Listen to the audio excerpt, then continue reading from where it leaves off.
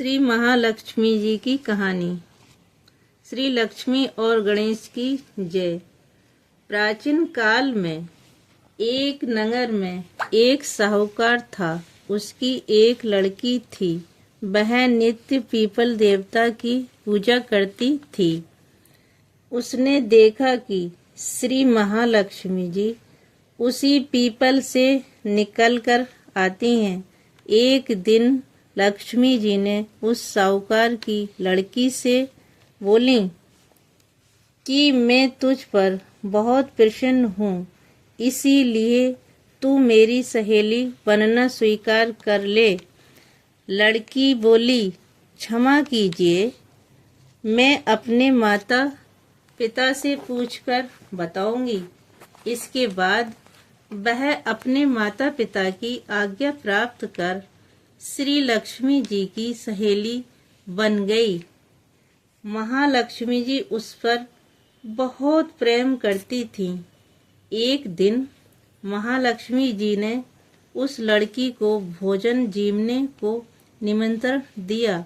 जब लड़की भोजन पाने गई तो लक्ष्मी जी ने उसे सोने चांदी के बर्तन में खाना खिलाया और सोने की चौकी पर उसे बिठाया और बहुमूल्य दिव्य दुशाला उसे ओढ़ने को दिया।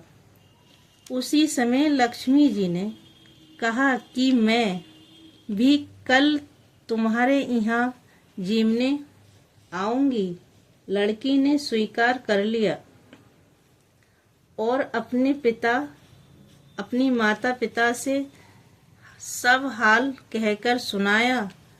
तो सुनकर उसे माता पिता बहुत प्रसन्न हुए, परंतु लड़की उदास होकर बैठ गई। कारण पूछने पर उसने पिता को बताया कि लक्ष्मी जी का वैभव बहुत बड़ा है, मैं उन्हें कैसे संतुष्ट करूंगी। उसके पिता ने कहा कि बेटी, गोबर से पृथ्वी को लीपकर जैसा भी बन पाए उन्हें रूखा सूखा श्रद्धा और प्रेम से खिला देना। यह बात पिता कहने भी न पाए। एहसास एक चील मंडराती हुई आई और किसी रानी का 9 लाखा हार डाल गई।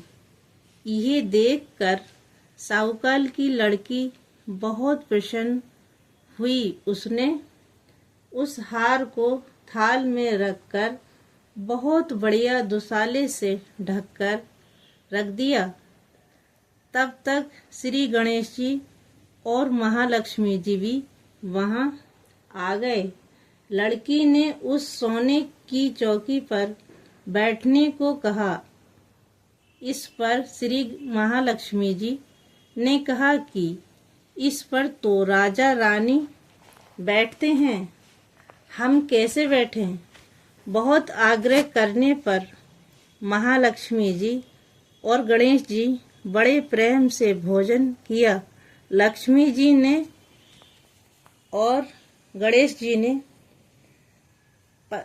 पद रखते ही साहूकार के घर का सुख संपत्ति से भर गया। हे महालक्ष्मी जी, जिस प्रकार साहूकार का घर धन संपत्ति से भर दिया था, उसी प्रकार सबका घर धन संपत्ति से भर दो। समस्त सुख पूर्वक उनको संपत्ति दो। बोलो गणेश लक्ष्मी जी की जय।